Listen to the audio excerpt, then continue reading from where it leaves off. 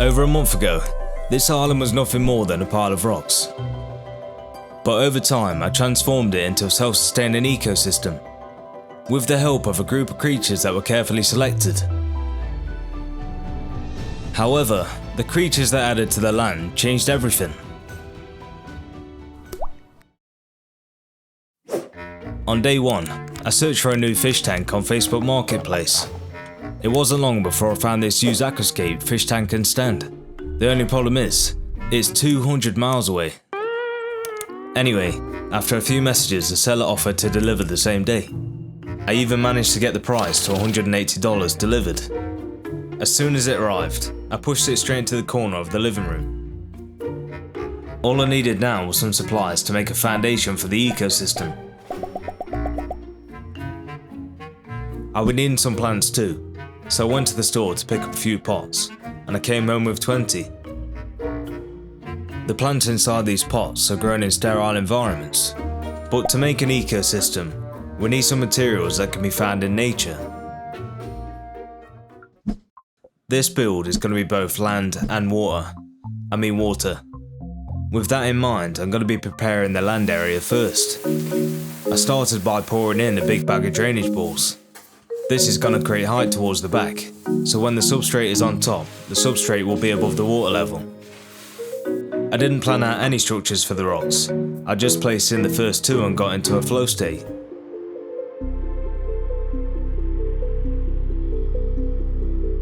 The rocks ended up looking like 2 big mountains, with lots of details and more than enough places to hide.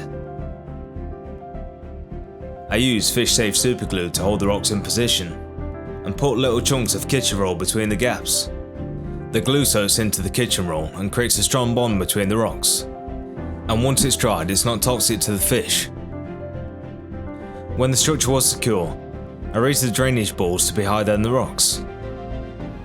The soil layers need to be kept separate from the drainage by using a mesh barrier, because if the soil becomes too damp, then it increases the chance of growing mold, and that's what we don't want. Using a pair of scissors, I cut out around the rocks so that it fits into position. I'm using an earth mix of substrate that's supercharged with nutrients. In between here is going to be a path, where I'm using organic potting soil, a more suitable option for supplying aquatic plants with nutrients. These nutrients can be locked in position by putting a thick layer of sand over the top.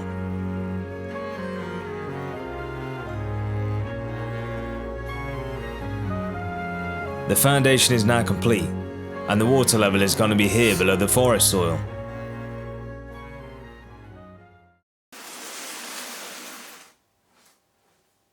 There's a lot of planting to do, and with these plants I need to break them up into small pieces first. They may look small now, but when you spread them out, there's lots of it, and over the coming weeks they grow rapidly. I've only pushed the plants into the sand, trying not to reach the soil, as the soil can burn the roots.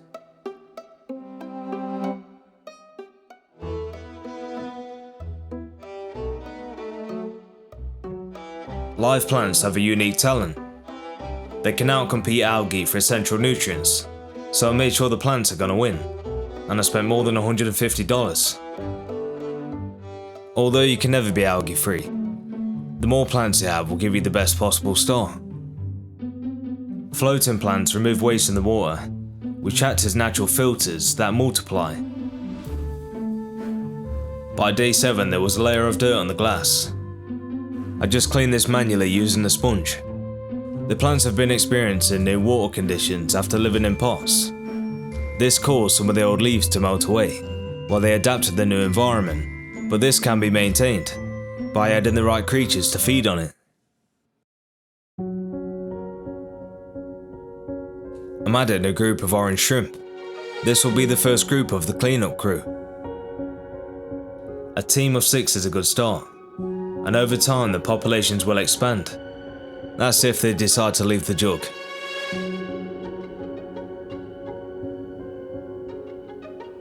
The shrimp took cover straight away inside the plants, until they thought it was safe to come out and explore, whilst others decided to feed on the waste that's built up on the plants.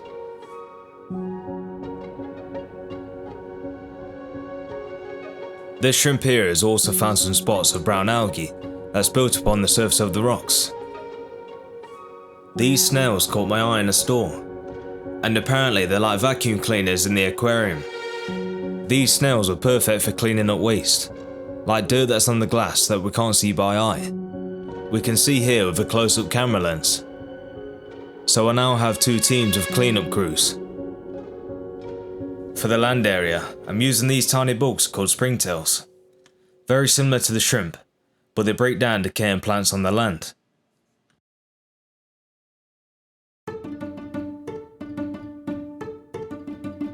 These fish are known as 𝐥𝐤𝐤𝐤 or Boreras brugati, which is their Latin name. They're a micro species of fish. I went to the pet store and purchased 12 of them, but it looks like they were generous and gave me more. The colours are looking washed right now as they settle in, but over the coming days they'll become a chilly red.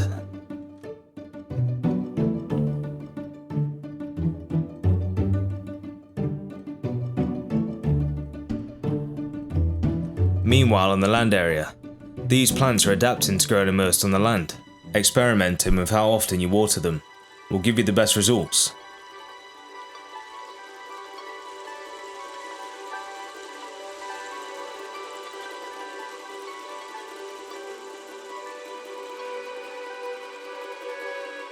In nature, the rain brings change.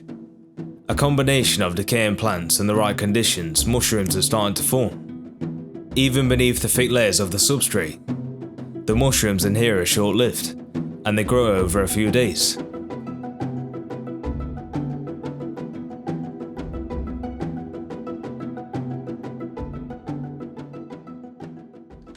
Welcome to the David Attenborough Nature Reserve. We're here for a quick lesson in what makes an aquarium a self-sustaining ecosystem. A healthy ecosystem is not a sterile environment, so I'm here to collect some materials from nature that are covered in beneficial bacteria. Oh my god, bro. Oh, hell no, man. What the? Moving on, I found a shallow area and filled up a jar with some of the water and a handful of these old leaves.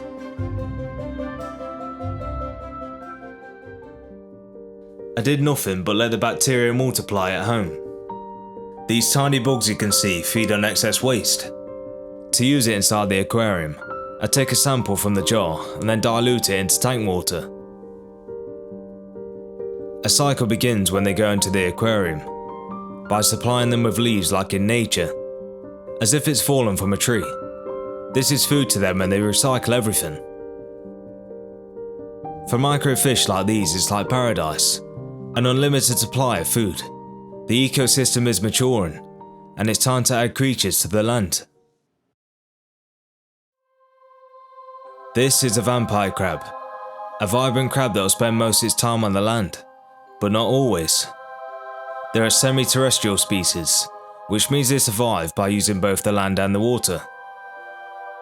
They actually breathe on the land by using a thin layer of water over the shell. For now I only have 2 crabs, as there was a limited supply of them in this apricot colour. The crabs get their name for their luminous eyes. As the crab makes its way down to the water, it's popping on the surface from activity below. The plants are releasing oxygen bubbles, a positive sign that shows the tank conditions are capable of making the plants grow. The plants are releasing oxygen faster than it dissolves, so the bubbles stick to the leaves.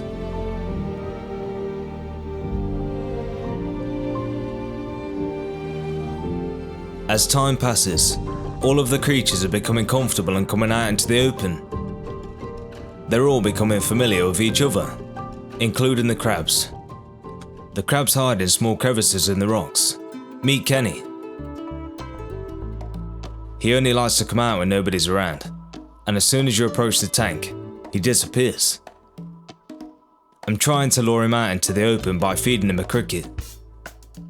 Whee! Kenny caught the cricket, and he went straight back under the rocks for a snack. Let me introduce Victor, who lives on the opposite side of the island. He's trying his absolute best to go undetected beneath the water. Here he's even trying to camouflage behind a leaf. before he made an exit and got caught by a fish. After the fish was done investigating what he had for dinner, he made a run for it. So far, the crabs have made no attempts to hunt the shrimp or the fish. Over the past few weeks, I've been experimenting with different forms of aeration. The flow of a mini pump was too direct and powerful for these mini fish. The same applied for a compact filter. The best option I found was this air diffuser. It's like an air stone, but it's designed to produce finer bubbles. It was enough to ripple the surface of the water. The ripples create a gas exchange. The water takes in more dissolved oxygen, while more carbon dioxide is released into the air. The springtail cleanup crew that maintains the land can also walk on water. The surface tension can uphold the lightweight bodies, which means they can safely make it back to the land like you can see here on the rocks. Springtails are a crucial part of an ecosystem. The chilirosporas also see them as a food source.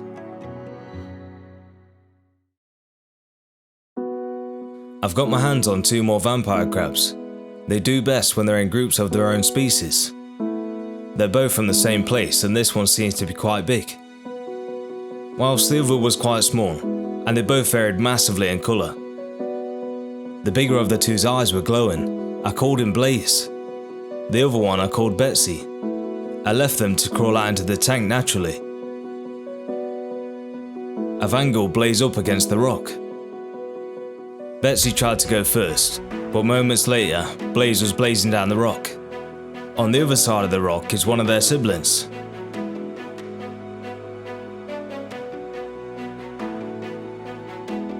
Betsy did climb back into the pot, but a few hours later she's appeared. She also made her way onto the sand first, looking for a place to settle. It seems like they all want their own territories,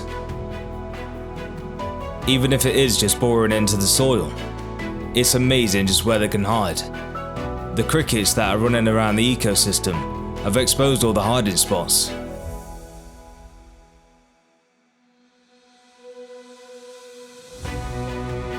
Vampire crabs are mostly active at dusk and dawn. I've been misting the land areas in the morning, raising the humidity and watering the plants. This will simulate where they come naturally from in the rainforest.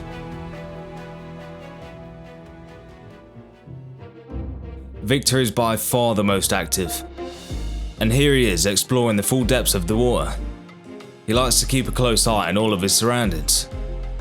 New days bring new activities, and I'm feeding all of them a mealworm.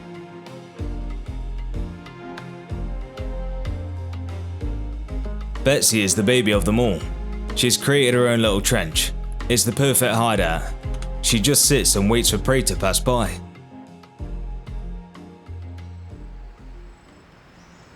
These crabs come from an island of Java in Indonesia.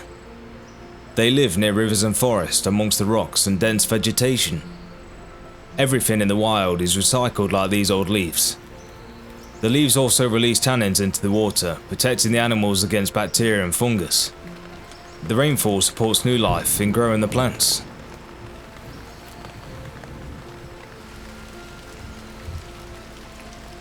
The rainfall even sparked a reaction from the crabs, bringing them all out into the open, hanging from the rocks, playing in the fresh water.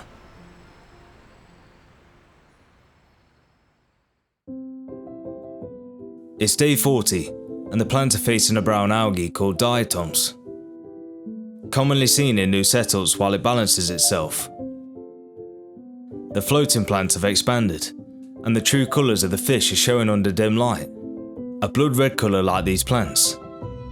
They find safety beneath the floaters, along with some other little creatures that appeared.